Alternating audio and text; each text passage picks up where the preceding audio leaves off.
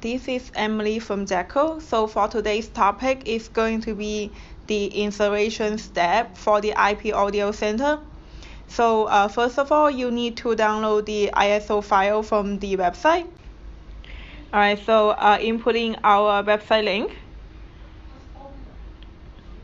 and click on downloads. And right under the IP Audio Center, there is a installation guide for the second one. And on page 2, you see there is a ISO file link. So just click on the link and the file will automatically download. So it is a large file. It's about like 2 GB, so it probably takes a little bit time here. Okay, so after the ISO file is downloaded, then we can start the installation process. So right here I'm using a virtual machine, but if you are using a hardware server, it will be a similar process. But you will need to prepare a USB drive, and the drive has to be 4 GB or larger. And you will need to create a bootable USB drive for installing the IP Audio Center. All the steps of how to create a bootable USB drive is on the installation guide.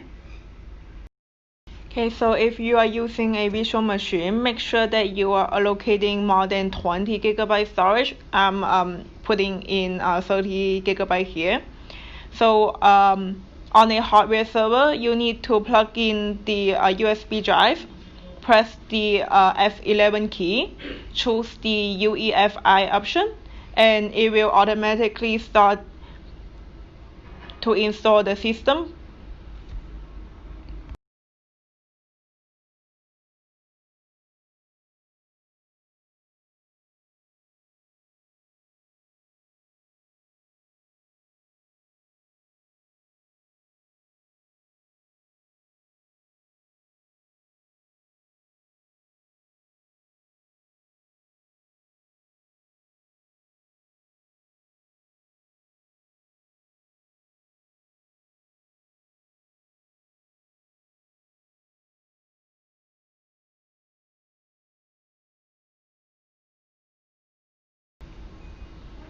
If you are using a virtual machine, make sure that your internet setting is on the bridge option.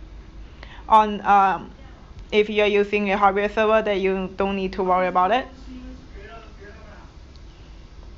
So for the whole process, it takes about 15 to 20 minutes. And I guess I will pause here and go back on when it is almost finished.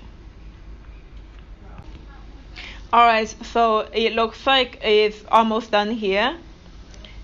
So when the installation completes, the server will restart.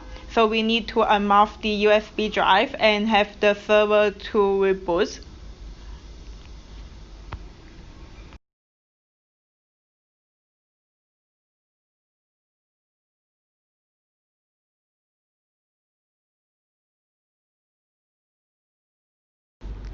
So if you are using a hardware server, you will see the exact same page as the virtual machine showing.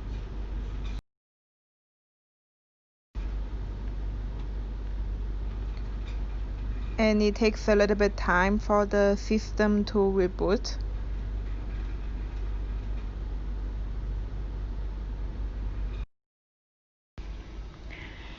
So for the default credential username is root, and the password is ipaudioCenter@zycoo.com. So we will suggest you to change the password after your initial login.